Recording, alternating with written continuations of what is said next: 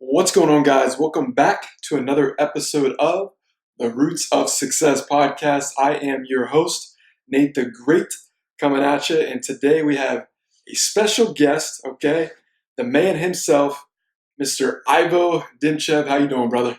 What's up? Good to have you in my little hotel room. Yeah, I appreciate it, man. This is a prime example. You can make anything work, you know? And I just moved the sofa from one wall to another. Got the light. You have everything you need. I felt like we were working for Rent Center doing the couch moving and everything. But no, man, I really appreciate you being on the show. And for those of you who might be unaware of who Ivo is, and just a little bit of a background about him, Ivo Dimchev is an international artist selling out theaters and music venues from Los Angeles to Sankt Petersburg.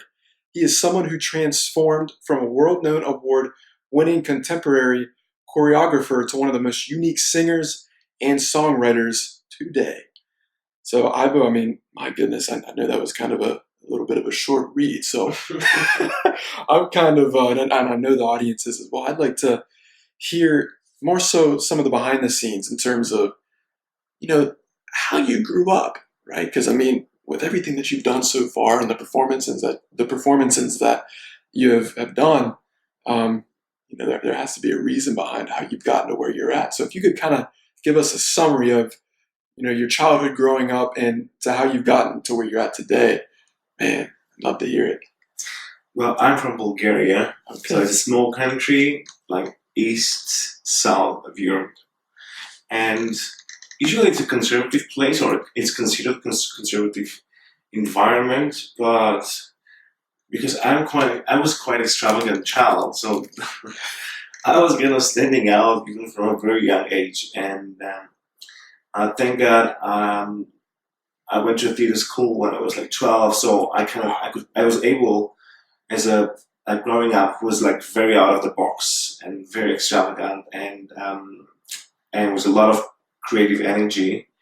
I kind of found my place, so I could channel all this craziness and creativity on stage. And otherwise probably I would just end up in prison, or I don't know. I know what you mean. And so I was doing theater since I'm 12 years old. So my biggest interest for many years was theater, acting, and then when I was in my 20s, I was focused more on contemporary dance, and I did a lot of dance theater productions in last 20 years. And I thought I was going to do this until the end of my life. Yeah. And I loved it to be like in the field of contemporary art and contemporary performance, and touring all around the world, like in the greatest festivals for contemporary dance and theater, beautiful theaters, so kind of very safe environment. But then I don't know what happened. Like a few years ago, I started writing songs, which is actually the opposite of what I was doing before. Right. I would always have a song in one of my shows, or here and there. So in every show, I would have like a little funny song here and there, something to entertain a little bit the very pretentious structure and dramaturgy of the work. But I would never look at this song as something serious, because I would come up with this song so easily. If I don't know what to do with certain text in my show, I would just sing it. So it's done. And or I will probably have a little song as a kind of funny reference to pop culture. Okay. But I would never ever even want to sing it nicely. I would sing it in some crazy funny way. So I thought singing nicely a song is like, there's nothing more conventional and boring than this. And me as a contemporary artist, I was like, I will never do this. Like, I'll never take serious myself, like, by doing this. But I don't know what happened. One day, like 2016 probably, I just decided to put all these little songs in a concert on a venue that I was running in art venue I was running in Sofia, Bulgaria. And everybody loved these songs, and the songs felt very comfortable out of my contemporary performances. And then I was kind of taking care of the songs, so I didn't have anything else. So I kind of tried to sing them nicely. And then I discovered that I can actually sing very nice. Oh, absolutely. Which I knew that I can sing and I have a voice, but I feel like I have a crazy voice, but not really nice voice and or beautiful. And I don't know what happened when I started singing these songs and sing them and trying to sing them in a nice kind of friendly manner. Everybody was so fascinated and so into it. So I keep doing this, and I realized that I can write songs, not for the shows, but just song for the song itself. And I realized it's very easy. I can write a song like in 15, 20 minutes. Really? And I was like, if I knew that I can write songs so well and I can sing them really well and people are so much into it, I would probably do this like 20 years ago. I don't feel sorry because I had beautiful, very extravagant and diverse and colorful career as a contemporary choreographer and theater maker. And it gave me a lot of experience that probably somehow it's transparent through the ways I'm singing or the way I'm songwriting. I don't know.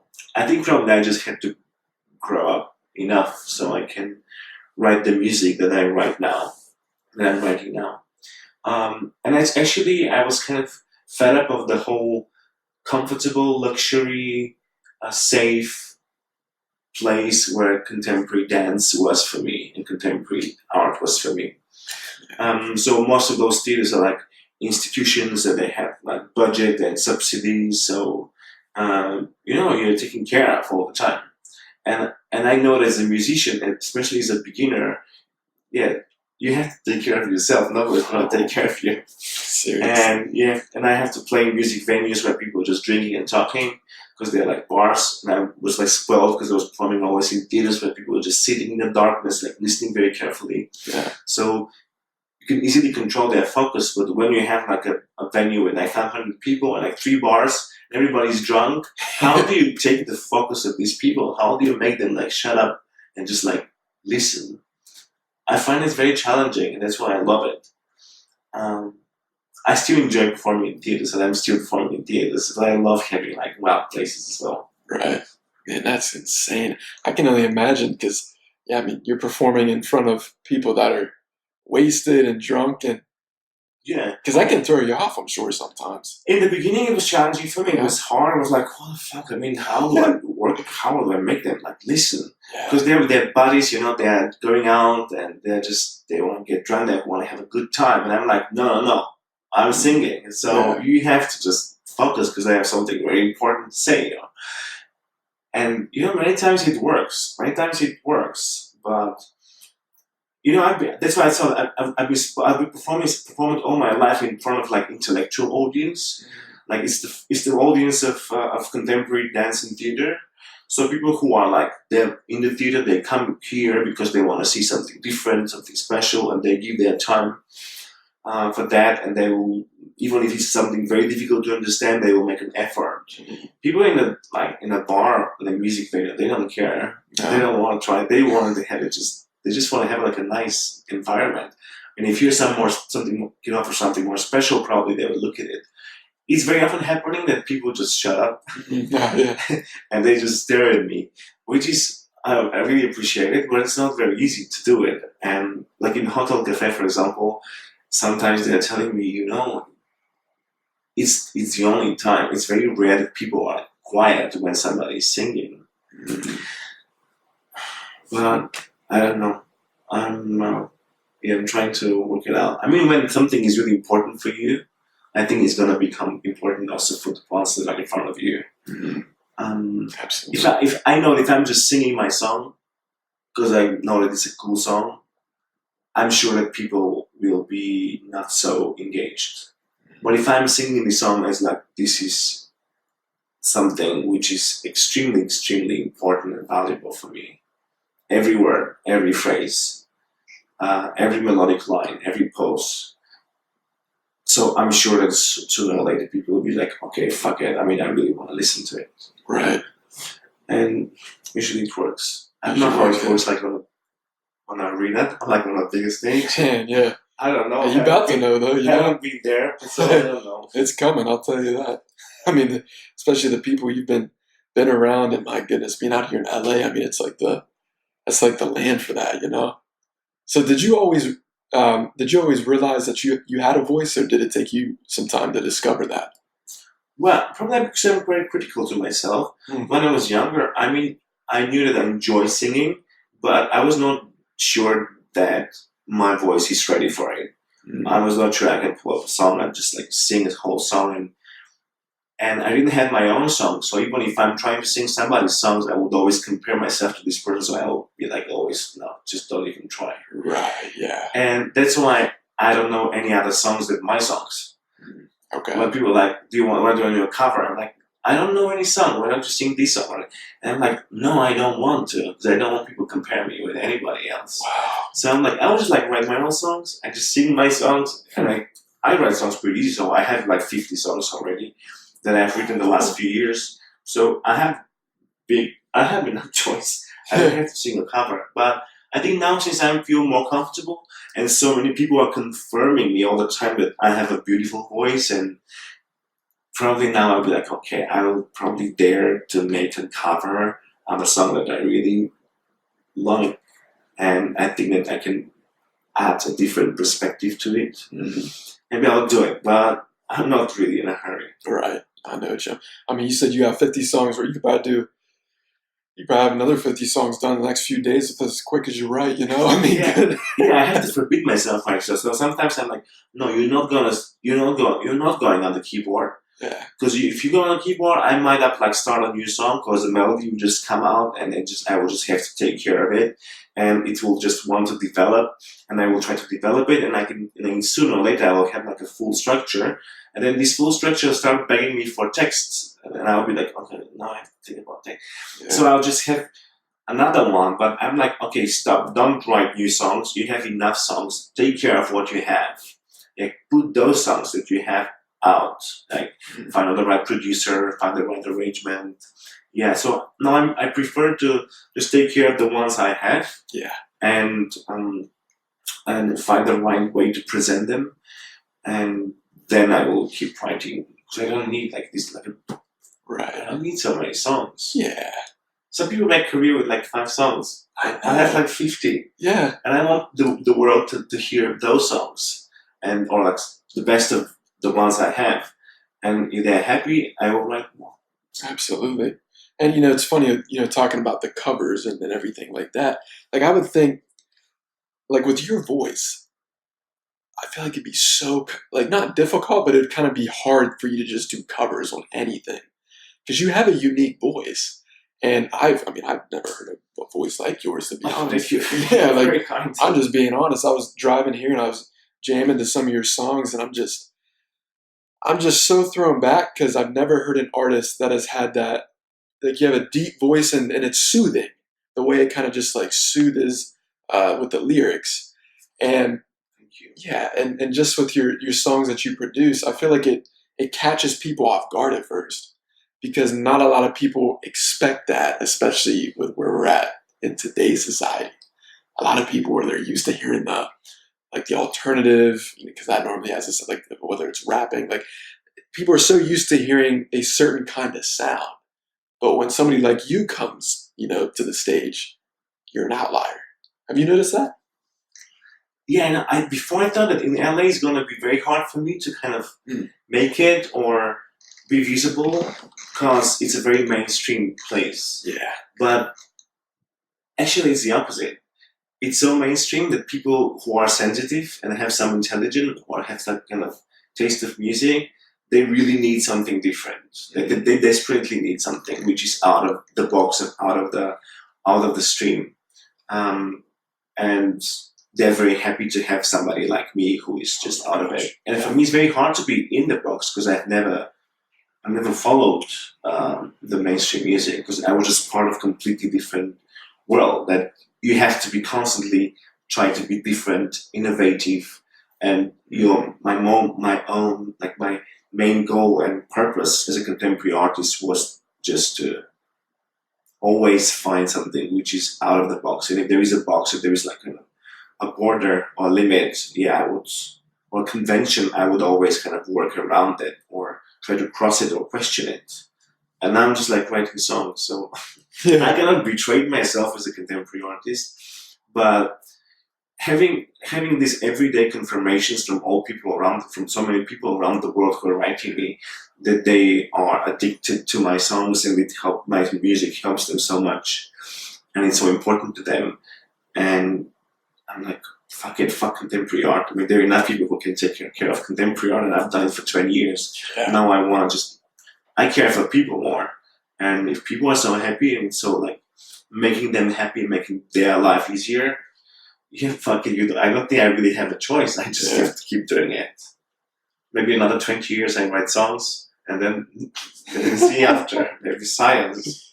No, absolutely. I mean, because you've accomplished a lot so far, and it's like, I was very happy, as a contemporary choreographer touring all around the world, but now I'm like, I start from the beginning. mm, Years ago, I was like, you are in the very beginning. You are like when you were like 21. yeah, Choreographer, now you're like 21, but singer-songwriter. right. That's you.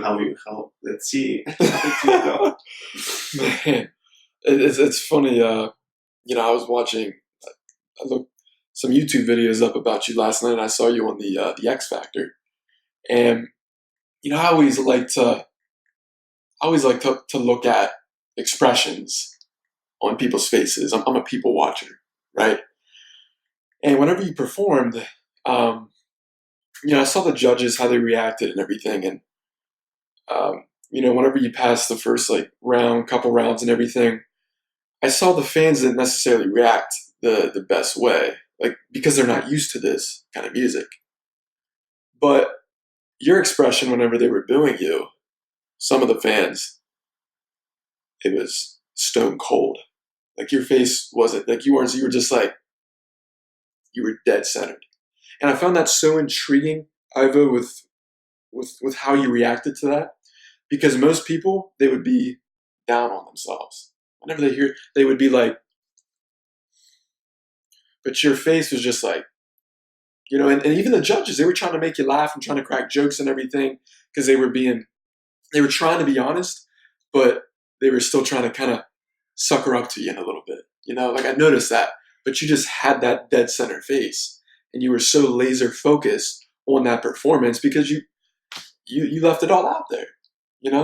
So kind of talk about what maybe in that moment what was going through your head, and then what goes through your head after every performance that you do, because I can tell you leave it all out on stage. Yeah, I have no usually because I'm on stage is a lot. I think 12 years old, and I have done a lot of concerts already, so I know that what I offer, what I offer has a quality. Here was more of a question: how these people who are so there's so much in the convention, they are one of the creators of the convention. Are they going to be sensitive or intelligent enough to like go through like their walls and and and understand that what I'm offering is valuable? So there was like the arena. It was the arena, the Wembley Arena. There was like 4,000 children behind the judges. Really? They were like shouting against me, most of them. And then because for them I'm like from another world. They cannot really understand anything of this because all they want is like they watch is Billboard charts and everything was on the radio, and I'm like, I'm not this. And the only two people who are kind of intelligent enough to understand what I'm doing, I thought that is like Robbie Williams and Simon. And they were the two people who kind of were standing like behind me all the time, both rounds on both concerts. And everybody else is just not sensitive and musically intelligent enough, neither the audience behind. That's why Simon was making fun of them. And I was like, I see everybody loves him. That's why I will just say yes, and I will let him go for the second round. So he was making fun of the kids behind him. And they cut very important thing that he said on the third round on the 6-chair challenge. They cut it out because it would be a contradiction with her decision to kind of cast me out at the end of the 6-chair challenge. And what he said, because he was arguing with her, she was saying this is too strange, and he said it is strange, but this is the only thing I'm going to remember from tonight. Yes. And then he said, I think it's important if Ivo stays in the show because he's the only one here who can teach this crowd behind. There is another way of entertainment, another way of making music. And even he said this, she didn't choose me for her team, but I had his words, and I will never forget those words because I was like, this person is one of the authors of the convention of this mainstream bullshit of this karaoke show. Yeah. And if he is able to turn like the opposite and just say that it's important for me to stay because it can change the rules of the game, I don't care that if I'm not in the show because I know that the people who understand. Yeah, and also if I stay at the show, I would sign with this company, and I'm not sure it's the best thing. Yeah. To be signed with this Right. I know with X Factor, because I see what's going on with those artists who are signed there. It's just like most of the time, it's a very big compromise that you have to do with yourself aesthetically and on any level. And I don't think I'm ready, being 43 years old, to make big compromises. That's insane. Yeah. If I sign with somebody, I could be somebody who is really like can understand the complexity of what I offer and I can work with it. Not like because okay, you have to be just this little thing because this is what the market needs. And I'm like, we're gonna decide what is the market, not the market's gonna decide what we have to create. So it has to be like the opposite direction. And if you're not brave enough and intelligent enough, I don't think you can work with me really. So I'm happy that I stayed away somehow. I know, absolutely. And it's funny you said that because it's like you can't always go with what the status quo says. Like you have to be the outlier. You said you're 42? 43. 40. Goodness gracious, you definitely don't look 43. I'm gonna tell you that. Yeah, I'm like 41. My goodness, thought maybe 30. I mean, good lord. But that's and I saw that in that video last night whenever Simon was saying like, well, are you gonna remember him? And they're like, oh yeah, he's got a point, And I even thought about that as well because it's not about what always sounds good. It's about what you're gonna remember, and not just because there's acts that were there that probably advanced, even the winning act, I'm sure. People are gonna forget about that. People aren't always gonna forget about you though. Yeah, a lot of people came up because I didn't go to X Factor because I wanted to be there. It was never part of my brain, and I would ever be there because I know it's a karaoke show, and I'm not singing any karaoke ever in my life. I don't know any cover, so why should I be there? And it's young singers, but they approached me and they were like, "We love your music." Some of them are the scouts. Would you consider joining the show? And I was like, okay, it's going to be a great promotion for me, so people are going to hear my music, so I would do it. I didn't expect it's going to be, they would turn it around and make me like a freak of the show. Right. But even by them trying really hard to make me the freak of the night and the freak of the show, so many people who are sensitive and they were watching television and they were watching YouTube videos, they were like, no, this is not a freak. This is not like someone to make fun. It's somebody who brings something new on the table that we really think is valuable and it's special. So I get a lot of following because of the X Factor.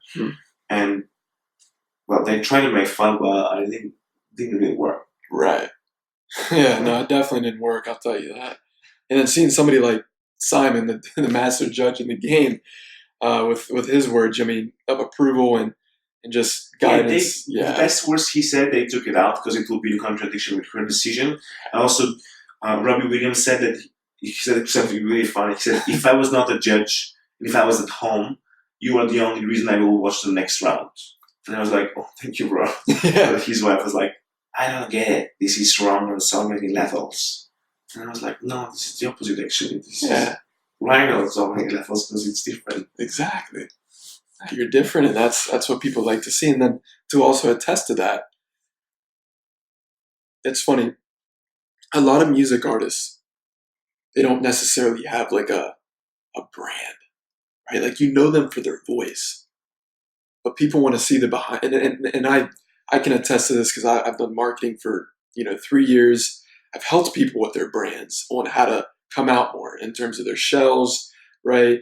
Their personalities. Because it's not always easy for somebody to get in front of the camera like, hey, what's up, guys? You know, for me, it's easy because I've been doing it for 8 years. I'm like, hey, what's up, guys? Nate the Great coming at you. And with you, like, you have your own unique personality brand, and people don't always just like the way that you sound. People like what it is in terms of the depth behind the person, in terms of the brand, right? I don't just want to know what somebody like, let's look at The Rock, Dwayne Johnson. You know him for, of course, the movies, but you also know him for the big muscles. He's very humble. He doesn't really have a big ego, and people like that. People like to relate with others. And I look at the brand that you have; it's very unique, and it attracts different people. It's not just an age demographic. It's you know, Yeah, I also think that the message should be more complex. It doesn't have to be always like the best message. Because sometimes when I put videos on Instagram, I will always try to take the best of a concert, and then I will take the best part of the song, and then I will just put it on Instagram, and I will be like creating like my own thing. And I was like, no, actually, this is good, but it's kind of fake because you just like you're so choosy and picky, so you just show like you think that this is the best of you. I think it's much fairer, and so it becomes kind of a lie that you're constructing a lie. Even it's like the best part of me, but I have so many other layers that are not so perfect, but they're part of me. And I think it will be very. That's why sometimes I do like stupid like stories and I'm just talking to the camera and looking at lives. So I feel very uncomfortable, but at the same time, I think I have to do it because otherwise I'm thinking like you have to be honest with who you are, and people usually appreciate it. I'm shocked that they appreciate it. But I'm like, even if they're not shocked, even if they're like, oh, we didn't think that he's like this. We think that he's like this like crazy perfect like singer with his crazy unique voice. And I'm like, no, I'm 43 years old and I have my doubts and I'm very insecure and I'm a big mess in my daily life and I have all the stuff going on and this is part of who I am. It's not just like the songs. The songs are just a very small part of me. I started writing songs just a few years ago. I had like 20 years of career as a crazy contemporary guy. Like most of my shows are forbidden for people under 18 years old. yeah. So and now like people put their children to sleep with my songs. They write to me like from Australia or from Mexico. I put my children to sleep with your music. It's really perfect. And I'm like, okay, if you know what I was doing 10 years ago or 5 years ago, you wouldn't probably do it. But it's okay. I'm happy it works. Yeah, no, that's incredible because then it's like the impact that you have. I mean, how does that make you feel? I mean, just knowing that, man, I put people's kids to sleep with my music. You know, It feels great. It feels great. Really, it motivates me to just keep going, even if it's so hard. Because I like the challenge. Because when you accomplish this an artist in one area, and when you go to another area like pop music, where the establishment is so strong, and the conventions are so like built, like the walls are so thick, and the competition is so enormous. I mean, you need to have a strong motivation to keep going. oh my goodness. And I think people like confirming me all the time online that they love my music, they need my music, they need my song. I'm like, yeah, okay, it's not gonna be easy. Well, I have to keep going. Straight up. If I didn't have this confirmation of my followers all around the world, then I would probably just go back and make my crazy weird shows and be happy until the end of my life. Right. No, absolutely. Go back to like the roots and everything. Yeah. Huh. So, how important is self love to you? Was it something in terms of because I know you mentioned a little earlier about sometimes with how'd you say it? You said you like you can be very self critical, Yeah. right? Has it always been like that? Have you gotten better with the self criticalness, and then talk a little bit about self love, how important that is to you? Well, I have been like out of the box as MC like probably 5 years old. Okay. Wow. So I've been always in a position of what the fuck are you doing? Yeah. This is crazy. You have to Bulgaria was a very conservative place, and I was the most extravagant kid in the school, and I was beaten up a lot. I was like Really? bullied, tortured, like abused a lot because I'm different. So I was like, so if you don't have enough self-love, I wouldn't be able to make it. But I was constantly believing that there is something important, there is important message that I'm bringing, and it's valuable. And I've been always had a lot of respect to my craft and to my work, even if everybody's around is saying that this is too much or this is too crazy or I have to be more like become a singer or do the opera or go to a theater school because I'm a very talented actor and be like work in a theater environment. I've been invited 6 times to play main roles in the National Theater in Bulgaria, Wow. and I always say no No, really? because I don't want to be part of this convention. I don't like it. I want to create my own work. I think I can bring something on the table which is unique dramaturgically. I mean, when I was a theater maker and a choreographer, and aesthetically, so why should I like twist myself and try to fit into convention? And maybe I'm gonna be like a very famous Bulgarian actor in Bulgaria. Maybe I'll end up like on television and make movies, like film movies and stuff. But I'm like, no, wait. I think I have something very important to offer. And thank God, the world of contemporary art and theater and dance and performance, they were like, yeah, you have something special. So please do it. Yeah. And that's what I was doing for many years. So I think you need to have self-love that besides all the rejection and besides everybody that does not believe, you are like, I'm sorry guys, but I really think that what I'm doing is valuable. So I have to take care of it. So it's not about like taking care of myself. I think I'm not so good at taking care of myself, but so I will take care of myself just because I know that my body is the medium. My body is the instrument that is able to articulate the message. So I will take care of myself because I know that this is the vessel for the message. Because I care for the message, I care for the work. So that's why I will take care of myself more. But otherwise, I'll probably be much more like bohemian or decadent or experimental or wild. But I'm like, no, this is important because this is the messenger. Yeah. Okay, you have to take care of it.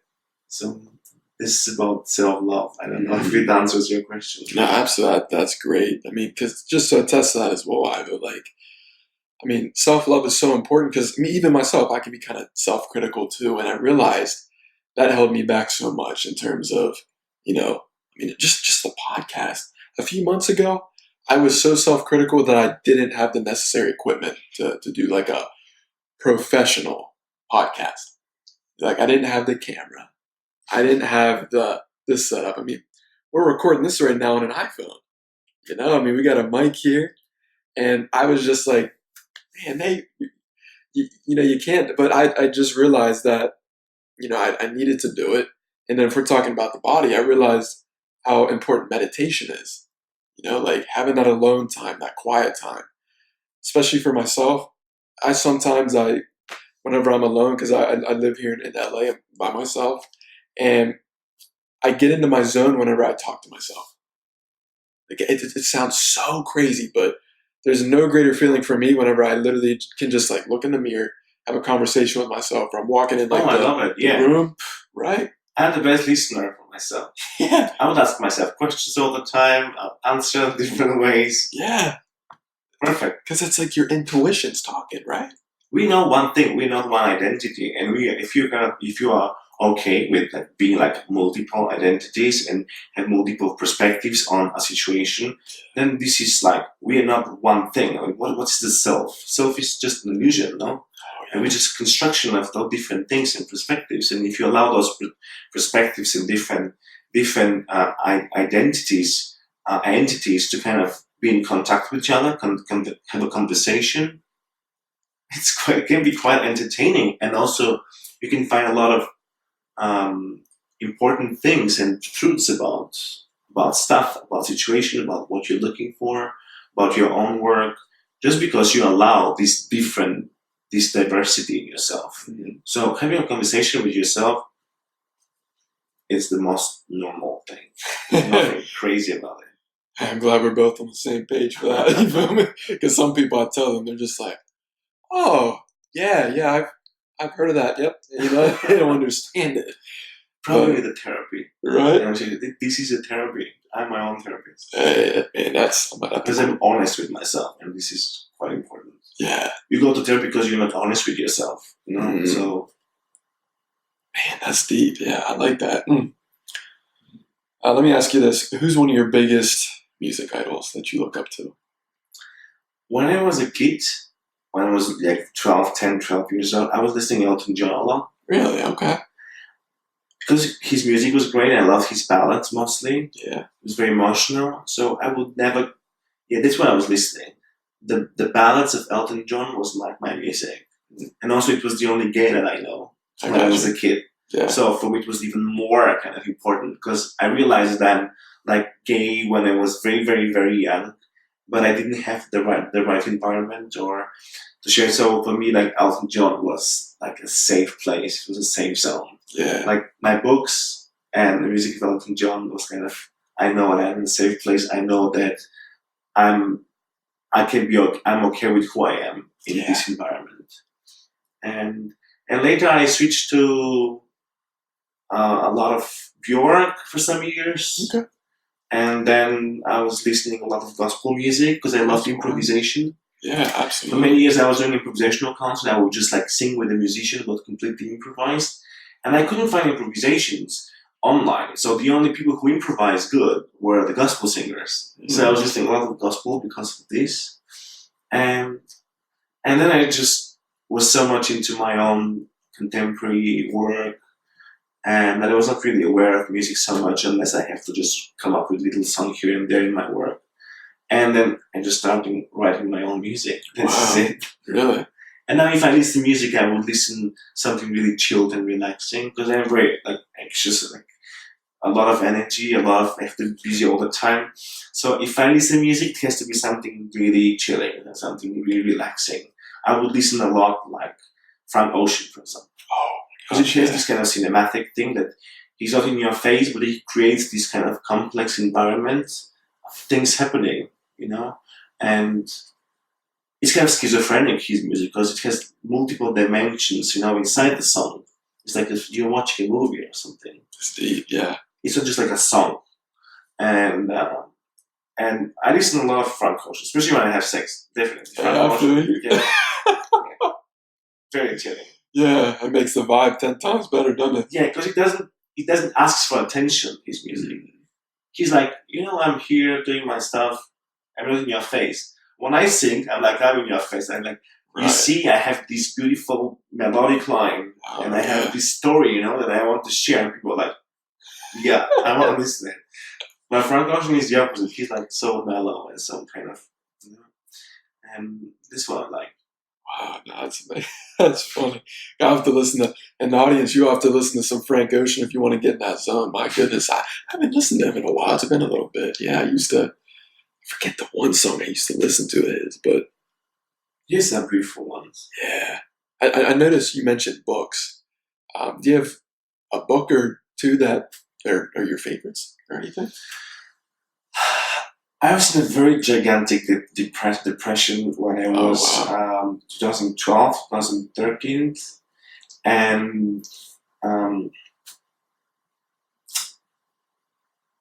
this author, The Power of Now. Oh, Eckhart Tolle. Yeah. Yeah. This guy, I mean, this book took me out of like a place that a therapist couldn't take me out. Wow. Yeah, I tried therapy and it was like, it didn't work. I was very suicidal and very dark and nothing was like, I couldn't see any light. But when I read Power of Now and I started watching the lectures of Tolle online, it helped me so much. Yeah. And then a lot of Qigong. Oh, yeah. Breathing exercises, yeah. Actually, when I started doing a lot of breathing exercises, because I wanted to get out of like depression and kind of take care of myself physically and survive, because as an HIV positive person, I had some problems with medications early in the days. Okay. And they were fucking up they were like very hard for my liver. Mm. So I had a lot of like issues with my health back in the days, and Wow. and the part of now I've taught it, and also a lot of qigong exercises, breathing. Actually, this breathing kind of helped me a lot, health wise, but also it helped me singing. When I started doing a lot of breathing exercises, I become much more comfortable, and I kind of had a bigger control of my voice, like unintentionally. Yeah. It was just like working that way. I knew that breathing is very important for singing, but I didn't never really realize, couldn't understand it because I never like really studied this. But when I did a lot of breathing exercises and the whole awareness of breathing, it kind of affected my voice and the control of my voice so much that I was like, oh, actually, I can sing. I can control my voice like so well. What's going on here? Right. Man, that's funny you mentioned that because I just interviewed, what was it, a few days ago. His name's Troy Casey. He goes by Certified Health Nut on Instagram. And he's known for that here, especially in Los Angeles. Because I'm sure you're well aware of Wim Hof. No, sorry. Okay, Wim Hof, they call him the Iceman, right? And he basically, does all the breathing exercises, what you're talking about, and then he does these good old ice baths. He literally just has a whole, and Certified Health Nut, Troy Casey does this as well in Venice, Santa Monica area. And they literally just have a big old cooler, a white cooler, like you put, people put meat in normally, but you actually, the cooler's full of ice, big old ice blocks, like it's crazy. And you just go in there, your whole body's covered up to your neck, and it's just freezing cold, and you got to stay in there for like 2 to 3 minutes. If not, they release tigers and everything. No, I'm kidding, they don't do that. But like you literally just feel your veins just, but it's all in the mental, because you're freezing your nuts off and everything, and Nobody dies, nothing. no, It's all good. yeah, because they say the energy that comes from you, especially with men, it takes a lot for them to just release like the feminine in them, like the feminine energy. And you hear men in there, they're like, ah, ah, like they're making all these noises, and it's crazy because even myself, I'm over there, I'm not making noises like that, but I'm just like, man, this is cold, like I'm freezing, And once you get out, you feel like a completely different, person. Hey, Russian baths. Yeah. I've done the one Russian you like. baths. It's extreme. What's that? When you're just like, you're in a very, very hot room, like extremely hot, and then it's so hot that you're starting yourself, like pulling like cold, freezing water, like buckets of water on you. Holy cow. It's the best thing you can like do it in order to survive inside because it's so hot. And then I always hate like cold water.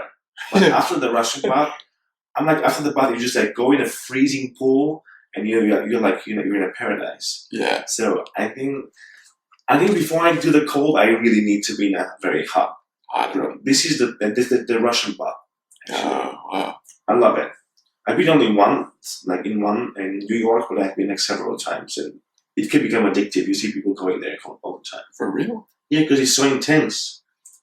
And it's extremely healthy, especially in the winter. Oh, yeah, the immune It system. boosts your immune system like crazy. Wow. I'm going to have to look that up, the Russian. Man, There Russian must be bath? one- Russian bath. There must be one in LA. Okay, I'm sure, Yeah. yeah. I'm sure there is. Yeah, I'll have to look it up, man. Well, Interesting. breathing. Very important. Breathe. Breathing, ladies and gentlemen, okay? Please breathe. I definitely want to be respectful of your time and everything. I know you got to catch a Yeah, I flight. have to catch my flight to Europe. I have to do my luggage. It's still a mess in my room. Oh my god. But thanks for having me. No, absolutely, brother. So for the people to, where can the people follow you, that are listening and that are watching? What's your social media? Do you have anything that you want to kind of throw out there for people to stay tuned on? Or No, it's fine. I mean, Instagram, I'm like there's so much stuff on my Instagram and all my stuff. Some people, my friends, like, stop putting like videos on Instagram. People have to come to your concert. They have everything on your Instagram. And I'm like, yeah, but there's so many people who cannot come to my concert. Like people in Brazil or somewhere like in Australia or In Poland, I have a big following in Poland. I don't have shows in Poland, so Wow. what about these people? They need something, so Absolutely. I'll just do it. So yeah, I have a YouTube channel and I have Instagram, and I think that's pretty enough. And my music is on Spotify. But I have so many unreleased things, so I think you have to be on Instagram to kind of like get the new stuff. Because if I come up with a song, I cannot hide it. I'll be like, I just put it out there. No, and I'll attach all the links below for you guys to follow Ivo. And then Ivo, before we end things here, I always have the guests kind of end it on an action step that the audience and the viewers can go ahead and implement in their lives. So what's one thing? It can be something like a word or something short or however you want to do it. But what's one thing that you would like the audience to go from this podcast to implement into their lives action-wise? What's one step? It's very hard for me to put things like important and not important, because I think everything is important. Depends on the person and the situation. And I remember that once I don't take any drugs ever. Okay. But once I was like, I think you want to learn something, you want to go forward, and obviously you had no idea how to do it. So you need to get a message. You need to learn a lesson. Somebody has to tell you something really important. And I was like, nobody's gonna tell me this because nobody knows me well enough. Really. So I took mushroom. Okay. Like a small dose of mushroom. Yeah. And I got so poisoned and and I hated it. But I was like, no, there must be something that I should learn from this experience. Yeah. So I was recording myself with a camera, and I was like, I'm not gonna lose like this. I have to be like aware of what's going on, so I can take the best of it.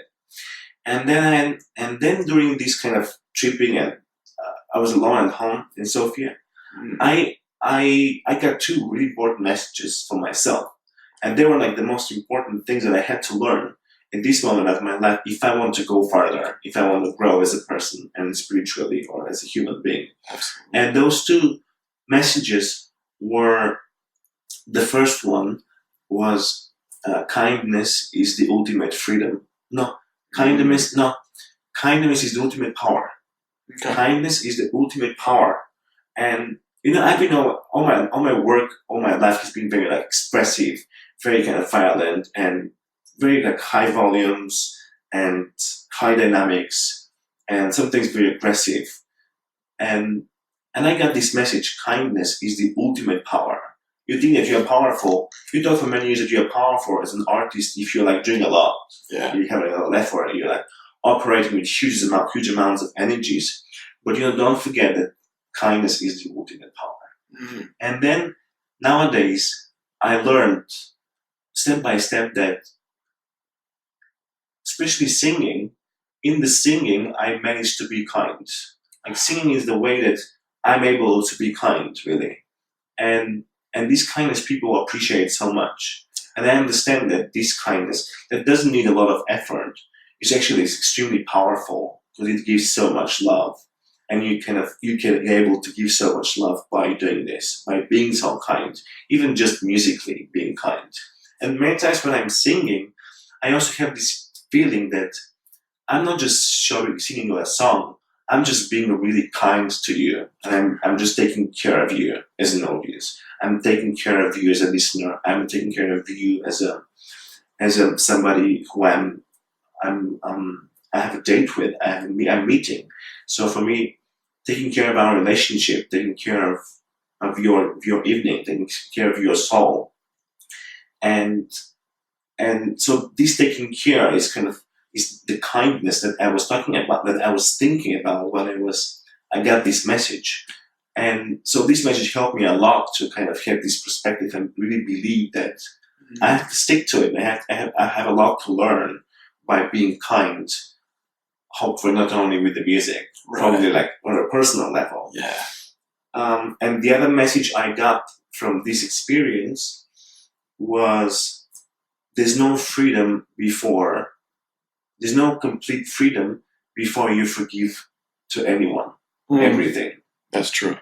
And then I realized, yeah, probably that's right. Yeah. Before you forgive everything to everyone, you cannot be really free because you will always be in a position of judgment and always a position that this is no good. No, because the universe is much more complex than this is bad and this is good. No? Right. Yeah. And before before you judge, I think in the moment you are in a position of judgment, you have no freedom practically. And this was important message, I think. So maybe people should not like incorporate in their life, but they should at least can think about this. Because Yeah. I mean, are you able to really forgive everybody everything? It's very difficult. It is. I still have people like blocked. I have friends that I have blocked that I haven't talked since years. Right. I mean, even if I'm thinking I forgive them, I'm deep in myself. I'm like, I'm not sure I'm able to do this. And the same with kindness.